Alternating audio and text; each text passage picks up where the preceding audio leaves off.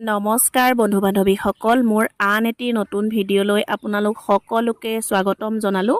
বৰ্তমান আমাৰ গাঁৱে ভূঞে সকলোতে উপলব্ধ আৰু সকলোৰে পৰিচিত কণবিলাহী, কচু শাক, মচন্দৰী সকলোৰে ঘৰে ঘৰে নিশ্চয় আছে।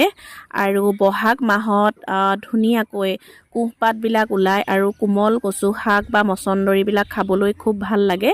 আৰু আজি আমাৰ দুপৰীয়াৰ ভাত সাজত আছিল কচু শাক, কণবিলাহী আৰু মচন্দৰী এখন আঞ্জা। এয়া কণবিলাহীখিনি একেবাৰে পকি তুলতুলীয়া হৈ আছিল।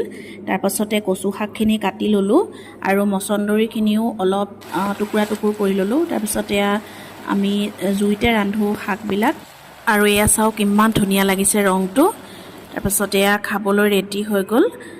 আজিৰ ভিডিঅ'টোত ইমানেই। আপোনালোক সকলোকে ধন্যবাদ জ্ঞাপন কৰিলোঁ।